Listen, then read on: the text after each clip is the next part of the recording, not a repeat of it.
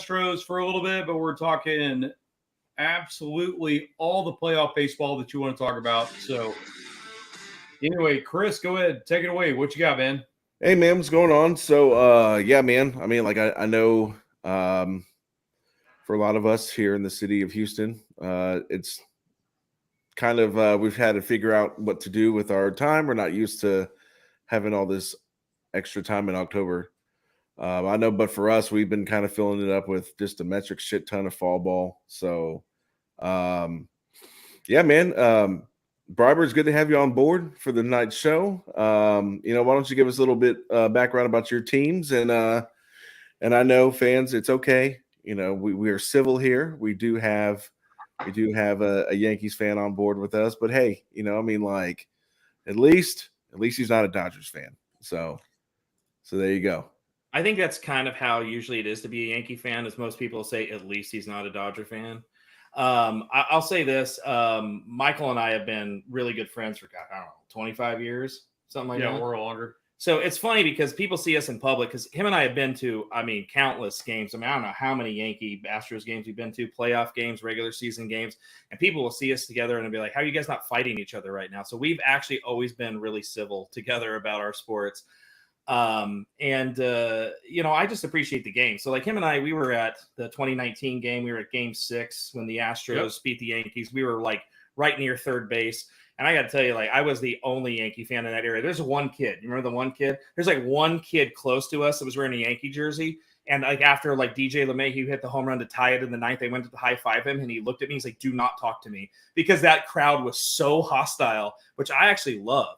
Because that's a real good hometown team, you know what I mean? Because that's what I love about Houston is that you guys are fans for real, you know what I mean? So after the game was over, we went to a bar down the street and we walked in. It was like I would say it's like an old movie where the music stops, you know what I mean? Like, and everyone's like staring at me. I'm wearing a Derek Jeter jersey and a Yankee hat. I'm like, hey guys, listen, best team won. I'm just here to have a good time.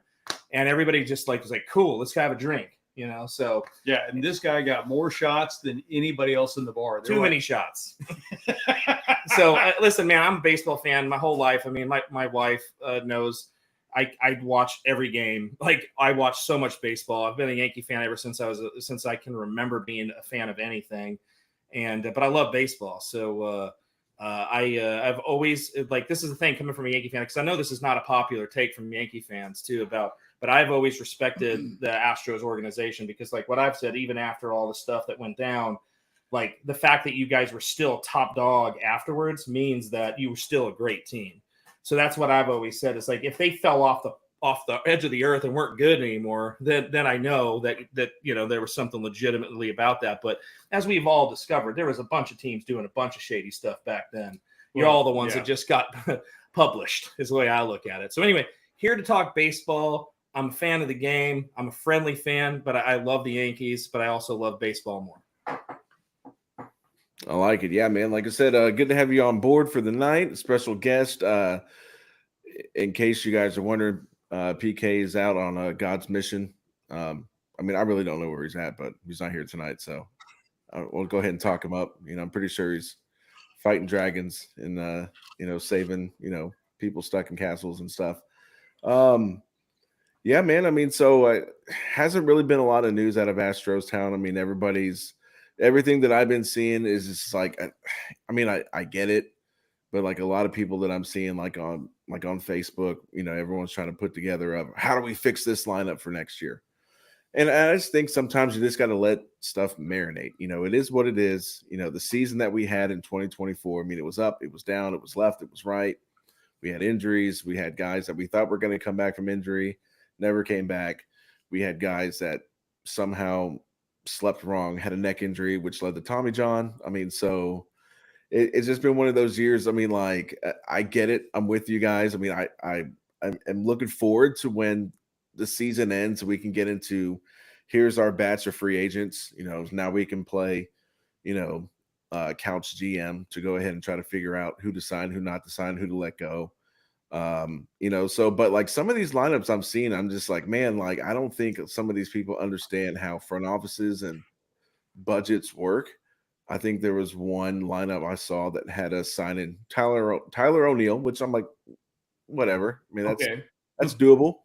Look But at his then, you power. know, I can hit. yeah, I mean, but then you had Pete Alonso playing first base for the Astros, which, I mean, I guess in a fantasy, maybe, you know, I just don't see, you know, it showed them bringing back Bregman and Pete Alonso at first base. And it's just like, as much as I would love to have Pete Alonso, I just don't see him going for less than 30 million. Like, I would be shocked to see him not a New York Met after the season. So like, I just think the fans just need to kind of, you know, take a deep breath. You know, we made the playoffs in a season that we probably shouldn't have. We got ran over by a hot team. Man, it is what it is. Take a deep breath and just wait for another month when the offseason really picks up. So Yeah, no, I totally agree with that. I mean, it's, you know, we've got some options that are going in at first base, but it's the one thing that's killing me watching these playoffs is watching Yuli actually perform for KC. It's like seeing him and doing what he's doing, like defensively and offensively, when everybody wrote him off. I mean, he was in AAA with Miami for a little bit. He was in AAA for Atlanta, and then all of a sudden he goes on the market, and then Kansas City picked him up. It was like, why didn't we get him? It was like we were trying to get him and Tommy Pham at the same time, and Kansas City picked up both of them. So could we have used him? Absolutely. Would he have produced? I don't know if he would have produced for the Astros, but it's, you know, that's speculation at this point. I mean, we lost in 2 games, which, by the way, I got to eat some crow on that. I mean, I think we got very complacent. I think we got, we got overwhelmed is what we did. And I was not expecting that by any means. The Tigers are legit. Don't get me wrong. We got playoffs. We got that coming up soon. But yeah, it's that's all I got. I was going to ask about Yuli though. Like, does anybody actually know how old he is? 39, Like, technically. Oh, maybe. 39. So you know he's probably 42 then, right? Probably. That's yeah. how that kind of works. Yeah. So, like, what kind of offer are you going to give a guy that you don't know how old he is and he's probably at least 39? So I understand why your front office wasn't going to do that. You know, you're thinking like, this is just too big of a risk on a guy we actually don't even know how old he is. So, but yeah, you see him playing now. You see him in the playing for the Royals. He's, as a Yankee fan, when he comes up and the game's tight, that's the last guy I want to see up. Like, it's one of the 3 dudes I do not want to see, because you watch him against, well, up until tonight, because we're still watching the game live, like he was pushing Cole around game 1. You know what I mean? Like, he's got a lot in that bat still. But did anybody really know that at the beginning of the year is what's interesting. No, you know I don't think anybody did. So this is kind of like hindsight at this point with, like, did you really know what you were going to miss with him? You know, I don't know. So that's kind of the way I look at it. So to be fair, I don't think anybody's going to see him be this guy right now. I don't know. But yeah, I think a lot of it is people look at his age, you know, for what they think it is, 39. And it's like, how much production are really going to get out of a 39-year-old? I mean, but, you know, like I said, with what the Astros went through this year with Jose Abreu, I mean, at this point, any one of us 3 would have been a better option and would have cost a whole lot less than what Abreu was getting. I mean, so. To be fair, no one saw that coming, though, right? I mean, that was you've ever seen. I mean, I'm not going to say I saw it coming, but you kind of saw the wheels start to fall off towards the end of last season. Like, actually, no, I take that back, because he got hot at the end of last season. Yeah, I would say he was right? Yeah. Playoffs, he was like raking. He had big home run in Minnesota, right? Raking. And on the Texas series too. Mm-hmm. Yeah, then like they came out and said he had back surgery, and apparently that was what his issue was all 2023. So I was like, sweet, man. You know, if I can get him to hit like 260, 270, man, I'm happy. I don't need MVP Abreu. I just need him to be not hammer dog shit Abreu. And we got the latter. So, but yeah, I mean, so like another thing about, you know, and I know we're going to get into a little bit of Bregman talk. But the big news that I read was Mauricio Dubon just had surgery. I guess he had a torn ligament in his hand. He played the last like 4 or 5 weeks of the season with. Yeah, I saw that. That was super weird. I was not expecting that at all. And we didn't necessarily see it from a performance standpoint. So I don't really get that. Yeah. I mean, it is what it is. I mean, I would have figured that. Yeah, I mean, with the few times he ran into walls, I'd have figured he would have, had concussion test or something, but definitely not a torn ligament in his hand. So Yeah, I have no idea on that. So it's, I mean, have you heard anything about like what that's going to do to next season or leading into last, spring training or anything like that? well, the last I heard, he was going to be with the surgery. He already had it, and he's going to be ready for spring training. So Okay. yeah, Okay. So we've got our utility guy, which is your favorite player. I know PK likes to knock on that all day, every day, but I guess I'll try to digress. But anyway, so yeah, he'll be good for spring training, and we'll leave it at that. yeah. So I mean, yeah, that's really about it as far as everybody coming up with fantasy lineups for the Astros and talking about Bregman. That's really been about it in the week that it's been, or probably when was the last time we were live? Like right after they got eliminated. So Yeah, maybe a week. Yeah, 8 days. Ain't nothing really going on. I mean, there's really not going to be anything new to talk about until free agency starts or the offseason starts. Maybe they make a trade. That's about it. So let me ask a question about Bregman because I'm curious about this. yeah. I would say so he and I talked about it earlier, so Okay. I'm going to let him go. all right, let me just give you a perspective of a Yankee fan, like going into next year, right? So the way we see it, the way our team is, we have our leadoff guy who actually has been pretty good toward late is Gleyber Torres, who you all know as the dum-dum that plays second base because he just makes a lot of bad choices. He's actually been really good as a leadoff hitter. He's walking at the end of this year, so we do not see him coming back. But the Yankees traded for Jazz from Miami. They got, I think, 2 more years left on that deal. I don't see how he's not moving to second base. I know he's played a good third, but as you know in baseball, you need your corners to hit for power, right? And he's got some decent power, but he's not your prototypical big power hitting third baseman. So what we see as a Yankee fan, we see a big opening at third base going into next year. Now, I know this is what we also talked about. Like Juan Soto is the guy you got to give all Your money everything to. Yeah. Whatever he needs. You just give him whatever he needs because the guy he's never hurt. He literally plays 162 games a year. He has the most professional at bats you've ever seen. And the guy puts up, 300 batting average and 40 home runs. Well, 40 home runs now. And Judge just stole second base. I love it when he does that. I'm sorry. I'm watching the game off of the corner. You're good. So anyway, so they're going to pay him, but there's still a need at third base. And the Yankees don't really have a guy in the minor league. So everybody's talking like, is it going to be Alex Bregman? Is that the guy? Are they going to go after him? Who we know has a love for. And we saw that him and I watched actually the first game that Bregman played in Yankee Stadium when he hit a home run, and he was literally pulling his number 2 off his chest to make sure people know that's for Jeter. Because he loved as his thing. He loved Derek Jeter, right? So is that the guy? Is that the guy the Yankees go hard after? That really big power hitting third baseman that plays a really good third base too. So I'm wondering. Is this going to be a competition between the two teams? Because I saw the goodbye that he had, right? It sounded like a hard goodbye. Am I wrong? No, it definitely was it had every feeling of bye. Yeah. Right? Yeah.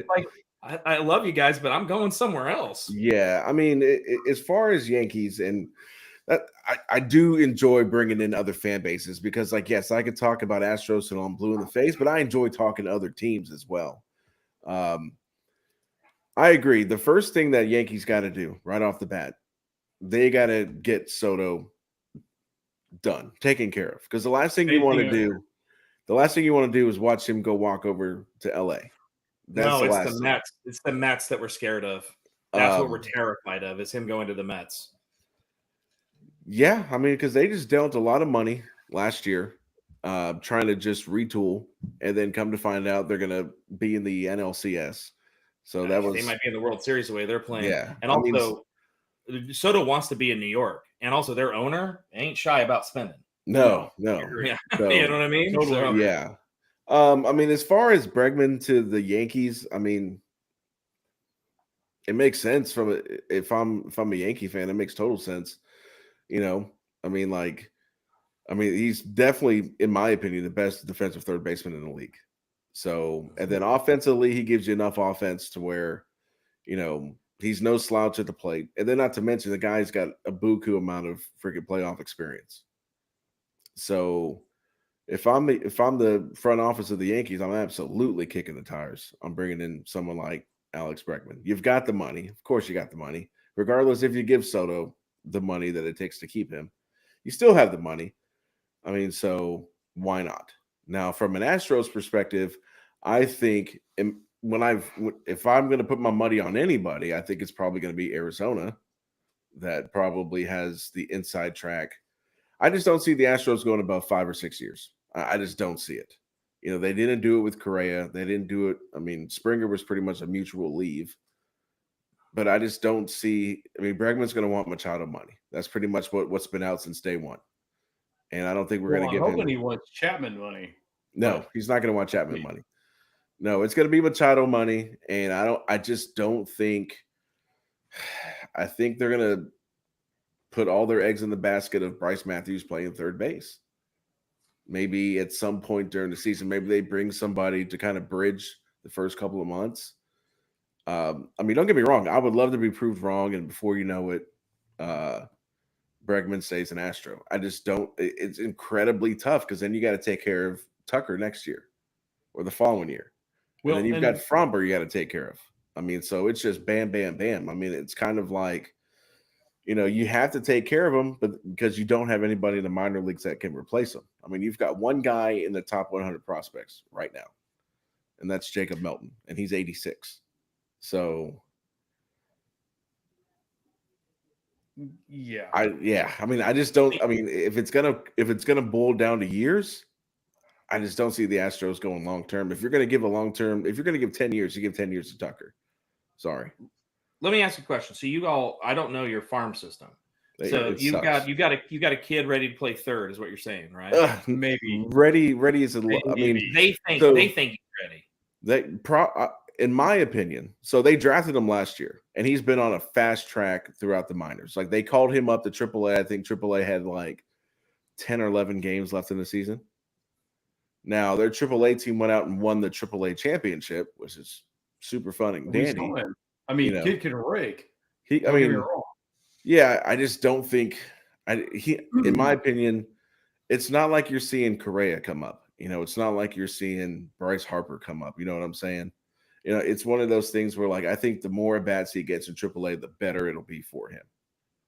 So I guess my question is, before you go on this, is as an outsider looking into this, when we look at Springer leaving and like, oh my God, you guys are going to let Springer leave, and then you bring up Tucker and you're fine, right? You let Correa leave, which was, by the way, was absolutely the right move when how you're looking at it, right? Now your shortstops, I love your shortstop. So you have made the moves of letting these guys go, and you've picked the players that you wanted to pay.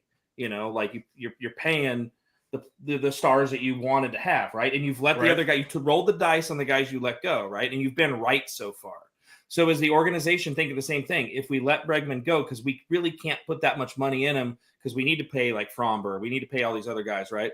And you got this kid you think is going to hit, you know, just like the other two that have hit. Is that what they're doing? Do you think that might be the move, is let's roll the dice again because we've been right so far and letting some of these guys go? Well, it could be. I mean, but like the way I kind of think of it as, and this is what's going to break a lot of Astros fans' hearts, is the way I think of it is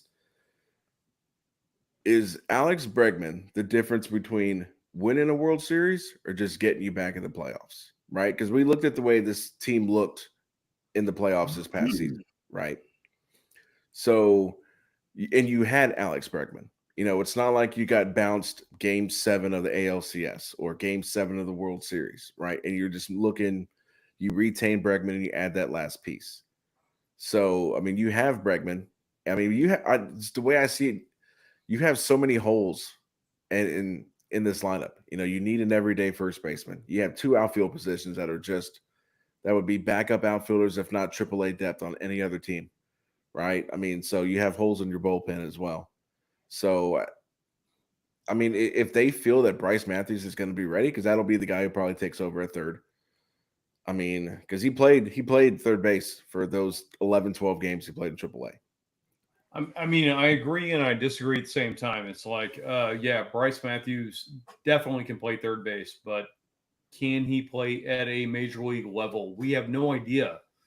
So I mean, honestly, if we're going to try to move this thing forward, you sign Bregman.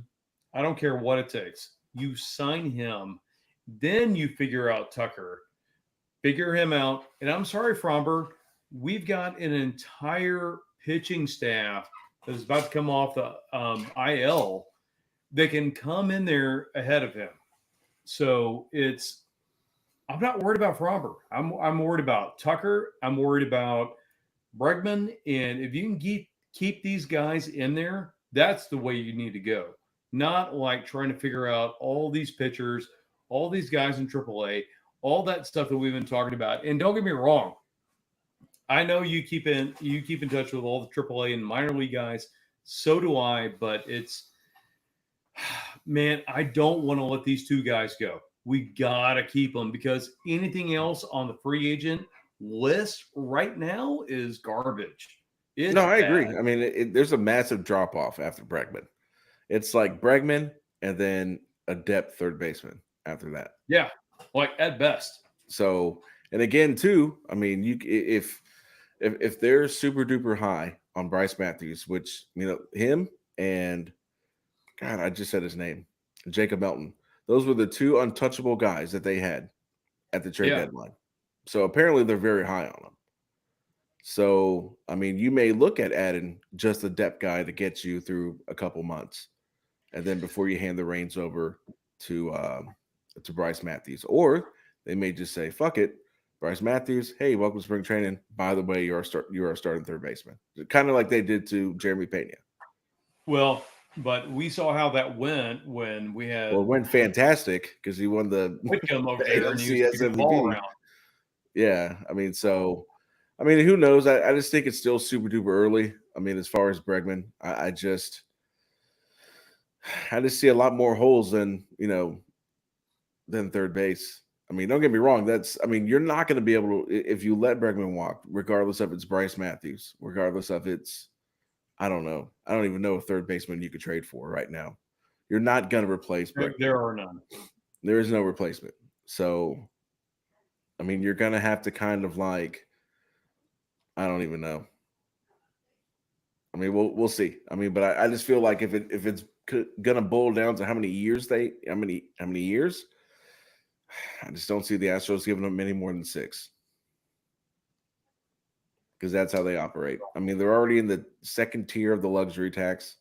You've got 12 million playing for AAA Sugarland, and you've got another 18.5 sitting at home who just got signed to play with, I think, Cuba or Puerto Rico or one of those leagues that you're still paying him. Well, last time I checked, Jim Crane doing all right. I'm sure he's doing all right. But let's get Bregman signed and let's get Tucker signed and call it a day. Make everybody happy. Let me ask a question here because this is an interesting thing for me. Like, how many games did you guys win this year? What was the number? I think it was like 80 something. 89? Was it 89? Obviously, That's not where you want to be. Obviously, you made the playoffs. You had a terrible start. A lot of that had to do with injury, right? Right. And you guys picked it up in the middle of the year. You're about one of the hottest teams there were. Right. And down the stretch, you scared the crap out of me. Like I'm thinking, oh, I do not want to play this team right now. And of course, you ran into the scariest team in the playoffs in a shortest series possible. As we all know that the shorter the series, not necessarily the best team wins. Right. So I'm not saying Detroit isn't a better team or whatever, but they sure were the hottest team since the end of July. And that's the last team you want to play in a 3-game set. So when you look at your season, do you consider it a failure? Because this is the thing about a Yankee fan theory, right? So, I've been a fan my whole life. And so like some people don't know, a lot of people probably do that, when I was a kid, I was born in the 70s, that the Yankees were bad my whole life. Like they started winning when I was a teenager. So like my whole life watching them, Yankee Stadium was empty. They were just not good. You know what I mean? So like when they started winning, I mean, I loved it and appreciated the 90s and the early 2000s. But now the thing is, like, if you don't win the World Series, it's a failure. And I'm like, I don't think that's fair because so many teams don't even make the playoffs. And then you think about, I see your year as a blip because I just think it was just kind of some bad luck of injuries at the wrong time because the core of players that got you there are still there. You know what I mean? Like, I think obviously Verlander's another conversation that you need to be having about his age and his ability. I don't know. I was talking to him earlier. Like, is he in Aaron Rodgers mode right now? Like, he's a walking Hall of Famer, but doesn't really have it anymore. You know what I mean? Like, is it time to find another ace? You know, like a guy like that. But so I don't see you as like you need to rebuild. I think you just need to make a couple changes. Like, so like Yankee fan wise, right? Last year, Yankees don't make the playoffs, and that's obviously a huge failure. And this year, I mean, they're doing pretty well at number 1 seed in the AL. All they really did is add one guy. You know, is that one guy? A pretty massive one guy, though. A big one guy. But that doesn't need to rebuild. That is just you needed the right person in the right place at the right position. Spark. You needed that one dude. So I don't see you guys. You have incredible players on your team. Is it just more of we just need a little bit of luck, a little bit more health? As we have said, like when you look at the Astros' successes, the best teams that win are the ones that are also healthy. You know what I mean? So like, I just feel like you guys had the wrong players hurt at the wrong time. I feel like Tucker was the biggest problem. Like the fact that he was hurt, he didn't have time to get hot. You know what I mean? And so that's what I see that spark being missing in your lineup at the wrong time. Well, he does bring up a good point. It's like if you think about 2017, you think about 2022 when we won our World Series, the whole deal on that was we were healthy the entire time, all the way through the playoffs, and we were hot all the way through the playoffs. Yeah, that bullpen was nasty too. Not so much this year.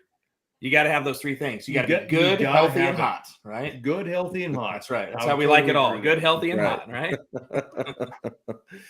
Yeah, I mean, like, I don't know. I mean, you know, like we did have a lot of guys go down for, you know, like I said, I mean, Javier is supposed to come back, next May?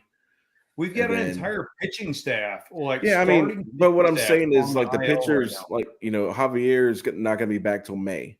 And then pretty much this next season is going to be a wash because he's going to be on a pitch count. You know, you're coming back from Tommy John. You know, Garcia should be ready to rock and roll for spring training, hopefully. Lance McCullers, all he does is HEB commercials. I don't think he's never going to be ready to come back. Oh, I'm sorry. HEB, not TBD, HEB. Yeah. And also TBD. Yeah. Both. So, I mean, like, and then on top of that, the bullpen was just, you know, like, if it wasn't one person, it was another. I mean, it was almost kind of like this season was just like a perfect storm to kind of like really, I mean, and to answer your question, was it a failure? I mean, like, dude, we've gotten real spoiled over these last 8-9 years, to be honest with you. You know, like, as far as like, yeah, I think the expectation is ALCS. And then hopefully, we, get a World Series while we're at it. I mean, I don't think anyone was looking at getting swept out of the wild card series. Like, and you look at JV too. I mean, like, JV was left off to the wild card series roster. He didn't even pitch in the postseason. I mean, so I think that kind of telling of, and I get, I just think what happened was, one, they ran into a super duper scary hot Tigers team. And I think they just kind of expected that they were going to beat them instead of treating it like a team that I just didn't think they took them serious. I think we got super complacent on that. I thought we expected to win. And not only that, but the one thing we didn't recognize, and including me, is that AJ Hinch had been pushing every single button that was perfect all the way through. Like, to get those guys like on a win streak, to get them into the playoffs, and then not only into the playoffs, to play us and then beat us. And it drives me insane. I'm like, dude, why is he not our manager? So, like, that dude knows how to absolutely call a game every single time. And I'd love to have him, but we can't. I was going to say, any help that you might have had just went out the window. So, yeah. I mean, Detroit's not letting him go anytime soon. No. Are you kidding me? They're going to assign him to an extension. Like, he's not going to imagine. Like, he's going to get so much money, it's not even funny. Can I ask? Well, I'm going to ask an interesting question here, just kind of like off a point you were making about rosters. Just a side point here, because I think it's kind of interesting. You're saying that Verlander was left off the roster. I didn't look at your roster. I didn't know who was left off. This is a question that Yankee Universe was asking too. All right. Is it a good idea to leave a vet off a roster for the sake of the morale of the clubhouse? So, like, if you leave a Justin Verlander off the roster, does that hurt the morale of the people there, that they see it as a dig on their guy? Because I'm asking this as a Yankee fan, and we left Stroman off our roster. This is the guy that we went out and got last year to be our number 3, basically, right? And he just, the end of the year, he just was no good. He was just giving up hit. Man, oh my God. The game against Baltimore late in the year, I think he gave up 10 hits in the first inning. I am not exaggerating. Like, he just couldn't get a guy out. So they left him off the roster, but we know as baseball fans that Stroman is very emotional. And like he's very vocal. And we were afraid, like, oh man, if he starts talking, is that going to kill the morale in the clubhouse? And they took him off the roster to put a speed guy on, who just now, by the way, because we're watching the 9th inning, they just put him in as a guy named Duke Ellis. They put him in, bring him in as a pinch runner. That's the only reason they kept him off the roster, so they could have an extra fast guy just to pinch run at first in like a 1st and 3rd situation. Is it worth it to leave off a vet? Does that hurt the clubhouse? Do you think it had any effect on your guys' clubhouse to leave Verlander off the roster? That's just my question for Houston fans. I don't know. I mean, because like his last like 4 starts since he came back from being hurt were not good. He looked bad, man. I mean, he just I mean, like, so I think it was more. I mean, because he was in the dugout with him. Does it hurt the team? Is my question. Do you think that affected the clubhouse? Well, that's what I'm really curious about. You know, that's a good question, because like in 2022, like when we actually won, you would see him come up out of the clubhouse and like literally grab somebody like, go ahead, come on, we got to go right now. It's like, when I'm paraphrasing and trying to keep it PG as much as possible. But anyway, so like he literally was the fire spark that would get everybody running up in there. And, you know, this last playoff series, it kept, even though he was off the playoff roster, it didn't matter if he was pitching or not, but they showed him off camera and he's not like doing anything other than just going. See, I didn't know this. I didn't know if this was a thing. So I'm wondering if this is a real thing or not. I don't know. So maybe that is a very good question. I don't know. I don't have an answer to it, but to be honest with you, it's like, leaving him off of the roster, I don't think was a big deal, because he had been playing so bad before that, or pitching so bad before that. But the fact that he had like no fire, I think it was a huge deal. Yeah. It's like, where is your leader? It's like, we had Altuve. I understand that. He's your leader. But where is the other leader on the pitching staff? And that should have been Verlander, whether he's pitching or not. At least go in there and say, hey, guys, get it together. Let's go ahead and go, yada, yada. It is like slapping people around like he did back in 2022, and he didn't do it. Yeah, I mean, like you definitely need that bulldog, right? And I just think, I mean, like, if you went strictly off performance, you know, there was no way you're going to give him the ball over Fromber. I mean, Fromber had, I think his record was like 15 and like 7, sub-3 ERA. You're not giving the ball over him. Game 2 is the hottest pitcher in the American League, not named Tarek Skubal, and that's Hunter Brown. I mean, so he's not getting the ball over him. You could make an argument maybe Game 3, if there was a Game 3. Man, I just think it was a combination of him not performing well, and them basically looking past Detroit, saying, okay, he'll be available for the ALDS. I mean, and honestly, the all the times they showed JV is like, it almost couldn't, like, it, to me, it looked like he was already mentally checked out, like he was done. Like, I don't see him coming back, regardless of if we want to bring him back. I think he'll finish it up in Detroit, is what I think will happen. I disagree. I don't think he's going to do that. I think he's just going to hang it up and call it a day. And I hope he does. Honestly, I don't want him to. You don't want him to tarnish the career he's had. From what we've seen, as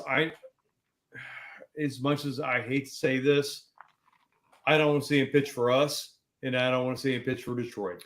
I want to see him say, baseball fans, thank you so much for everything you did. And like he goes into the Hall of Fame with an Astros hat on because he won 2 World Series for us and won 0 for Detroit and call it a day.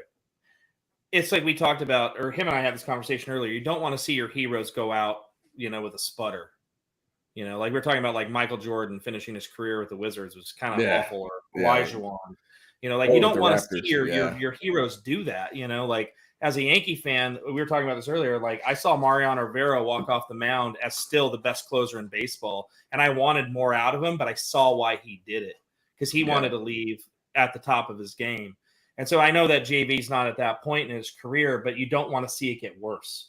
Yeah. Also, do you really want to see him be a bad pitcher? I think that's the last thing Astros fan want to see. I'm not saying that would happen, but I wonder if maybe that age has just caught up.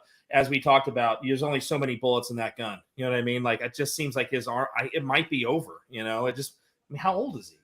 41. And when did he start pitching? And he's always been throwing a million innings every year. I mean, he had started. I think he had that 1 year he got hurt during the COVID season. And then I think he missed all of 2021. So essentially 2022, he was pitching on a somewhat brand new arm. So I think that's why he was as dominant as he was, because he had a year and a half off. And then like I said, he wasn't terrible last year. But like I agree. Like I think of JV, I think of first ballot Hall of Fame pitcher. I don't want to see him, like Greg Maddux, right? You see him go back to the Cubs and he had a, +5 ERA in like 12, 13 starts before he finally wrapped it up, right? So, or he can go the John Smoltz route, become a reliever. I don't know. I also think I would rather see him call it than go out there and pitch for whoever he pitches for next year and be like 2-7 with a 5.86 ERA and just be a shell of what he used to be. Yeah, you don't want that. Nobody wants that. The only way I could see him coming back, honestly, is as a closer, and it's going to be for a different team. It's not going to be for us. That'd be kind of cool to see him as a closer, though, wouldn't it? 43-year-old closer. That'd be pretty awesome, actually. Don't get me wrong. I'm going to cheer for him, but that's the only way that he continues his career. His days as a starter are done. I'm going to go ahead and wrap it up right now. I'm going to say it. I love the guy to death. I really hope everything in the best for him, but it's not going to happen, man. It's really not. He can be closer. That's about it. We'll see. All right, so now that we've talked about Astros baseball and all that kind of stuff. Yeah, we went about 28 minutes over on the Astro talk. And honestly, I think I was the problem there. I brought up way too much stuff, so I just love talking about this stuff. That's fine. Yes, and he talks way too much. A little too much. This is our secret weapon. Definitely carried us through because I was like, "Fuck!" What are we going to talk about? Astro stuff. Well, I'll tell you what. You ever all want to bring me on? My job. I'm an English teacher at a community college. I love to talk. That's all I do is talk. So bring me on anytime. You got some dead space to fill. You bring me in the dark winter months. I bet you I'd come up with something. Yeah, I remember the 2 episodes that we did. I think during spring training, PK and I were like, "Man, what are we going to talk about?" Like, nobody cares about number 87 on the Astros who will be playing in single A, so yeah, man. So go ahead, bro. It's my bad. I cut you off. No, you're good, man. We're getting playoff baseball. So let's talk playoff baseball real quick. So let's talk about the American League and Vaughn, go ahead, man.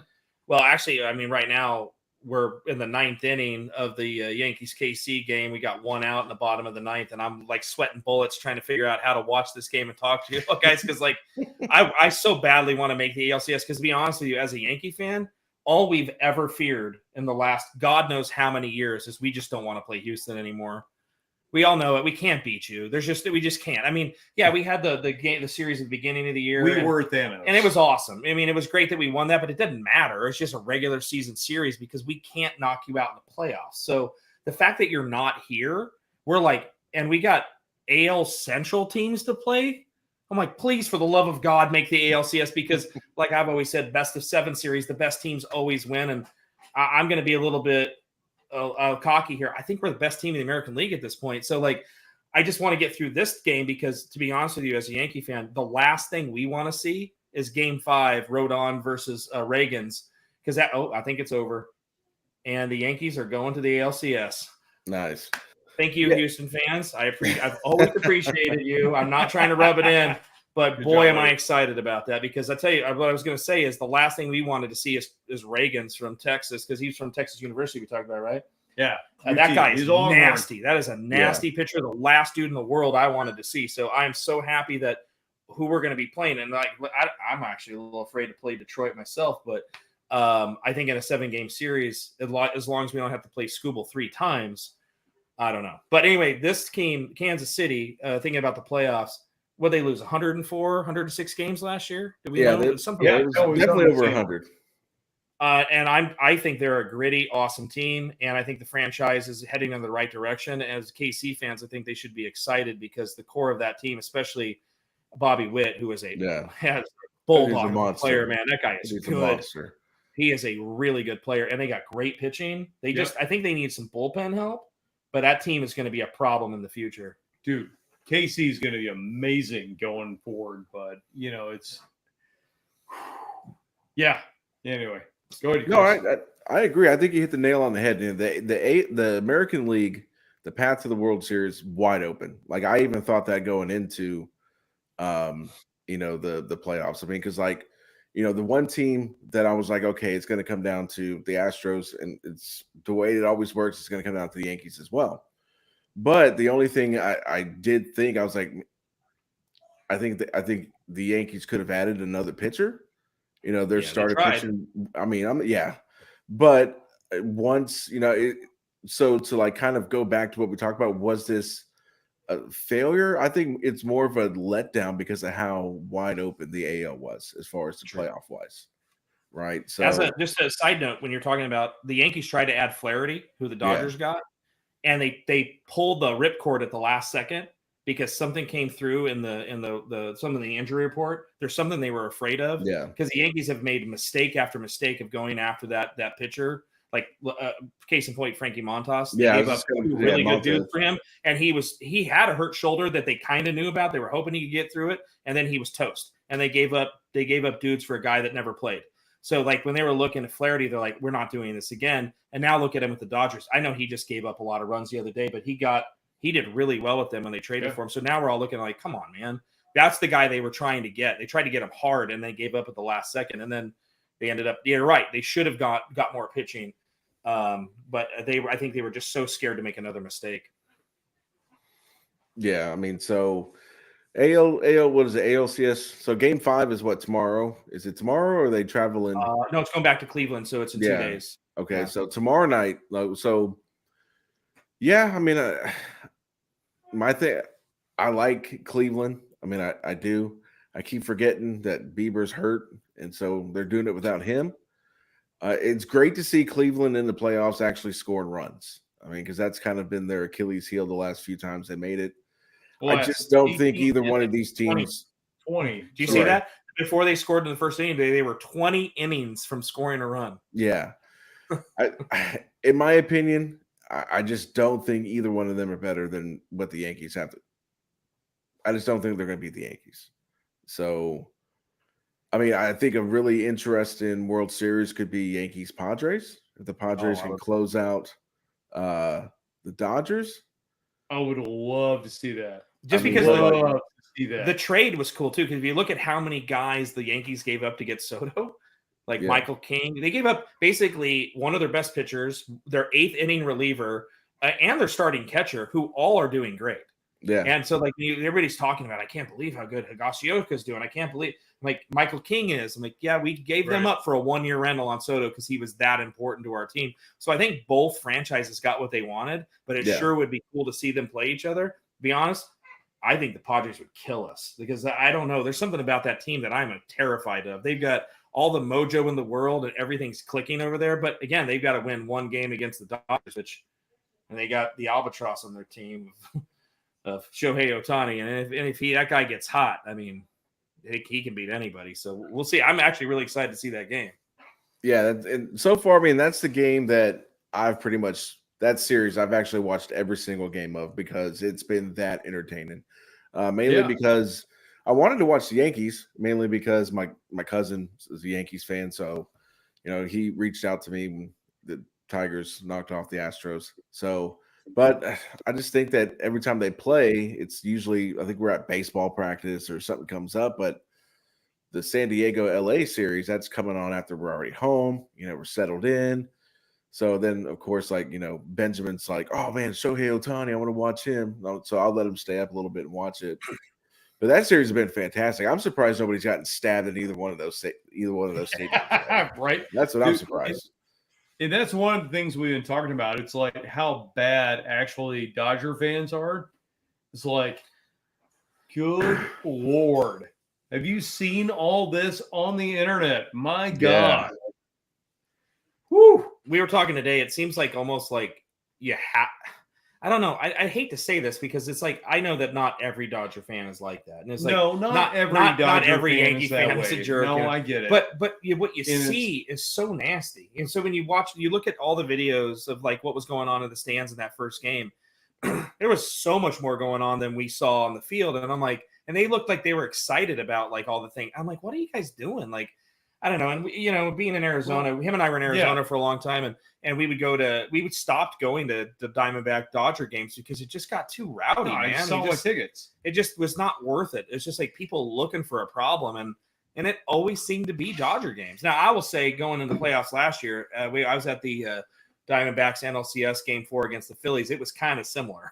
But we also talked about how that seems to be a self-fulfilling prophecy, too, with Phillies fans. It's like, oh, we have the reputation for being this, so we have to be this.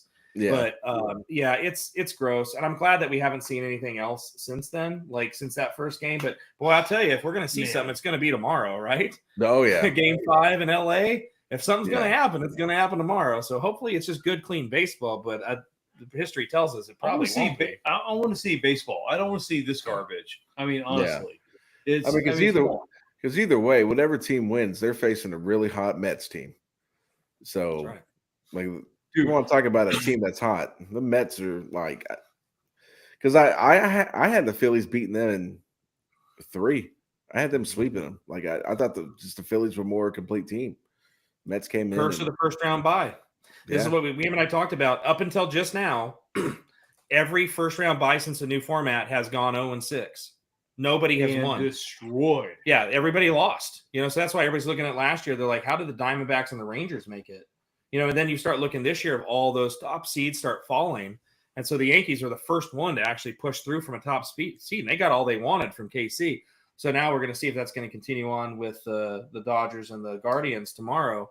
The Guardians are not tomorrow. They're the day after, but the Dodgers are tomorrow. So I don't know. Is there something to that? Is there something to like sitting there too long? When we look at Philly, who was so hot down the stretch, and then we see them sit for forever, and then they got to turn it up against a super hot team. And that was the funny thing about the Mets, too, because if you look at the end of their year, they were on the road, and then they had to play that doubleheader, and then they had to go on the road again.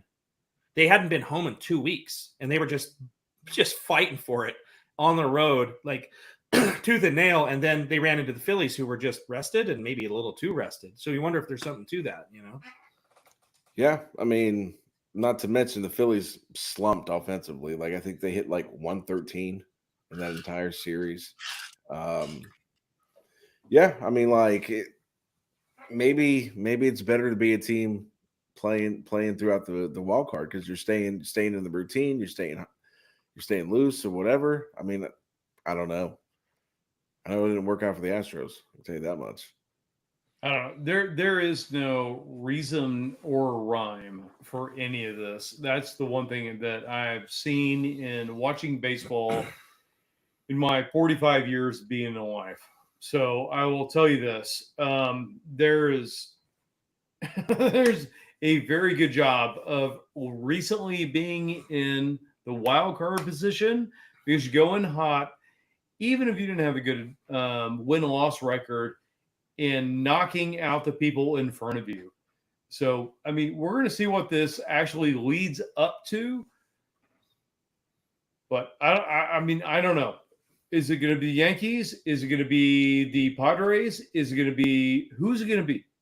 So, I don't know, but you have to ask yourself: is this stuff that Detroit's doing, is that going to last, or is that going to finally catch up with them? Everybody's Agreed. asking it. It's been going on since what? Yeah. The second week of July? I mean, it's Yeah. insane how long. and AJ Hinch is pushing all the buttons right. They traded away their Every number 2 single starter. Yeah. They traded away their number 2 starter because they thought they were done. Like, it's unbelievable. They were sellers at the deadline and are pushing all the buttons correctly and are now going into possibly the ALCS. They got one It's starter. insane. One starter and a bunch of TBDs. They've got nobody that's hit over 78 RBIs on the team. They have no superstar hitters at all. No. Yeah. How in Green's the world the only are they all-star. keep doing this? I don't know. It's you keep waiting for it. Oh, is it finally going to end? Like the game 1 against the Guardians the other day when the Guardians put 7 on them. That's what everybody was talking about. Is this the end? Has the slipper fallen off? Has the magic worn off? And then they come back and keep winning. And it's like I don't know. I don't know how they do it. It doesn't make any sense. But as a baseball fan, I know that it hurts since they beat you. Oh, It no, is kind of cool. no, though. You don't see this very often. It isn't, you know, it doesn't hurt that they beat us. It hurts that AJ Hinch is beat there and beat us. That's what hurts me. Well, I mean, like the bats didn't hit. I mean, they ran it. They like I said, if you took a synopsis of the entire season, I would just say look at the 2 playoff games. They couldn't hit with runners in scoring position. And again, I mean, sometimes a bloop and a blast. That's all you need, right? Yeah. I mean, sometimes you need Josh Hader throw 9 fastballs in a row until the guy tees off on it, right? I mean, it is what it is. You know, I mean, but I'll tell you what, that's fun baseball. I mean, like, because they're throwing relievers out there to start the game. And then, their best guy is Riley Green. And I think he's hitting like 260. He was the all-star. Who's that dude in center field, Meadows, that's going out there just pulling balls over the wall like every game he's out there? So it's Parker Meadows. Yeah. It feels like a Disney movie waiting to happen with those guys. I don't get it. Yeah, it's like you're watching Angels in the outfield, except for it's the Tigers. I don't know. That's fun to watch. So to me, like I just love good playoff baseball, and it's easier when your team's in it. And I know that, Houston fans, I get that. Trust me. So like last year, I was sad that we didn't make the playoffs. It was a little bit bitter. So I'm sure you're all feeling it. Like it's harder to watch playoffs when you're not in it, especially since, like you said, you've been spoiled. And again, I know what that feels like to be spoiled for that. But I just think it's just an interesting, different year. And I think, I don't know, we got to kind of be happy about I know it's a kind of an overused term, but the parity of like the teams that get in. You do tend to see new teams. When's the last time we had a repeat? Has it been? Is it the Yankees? Never. Is the Yankees the last been the time Yankees' last repeat. 99 and 2000? Was that the last time? Yeah. Like that was a long time ago. So I think it's kind of fun.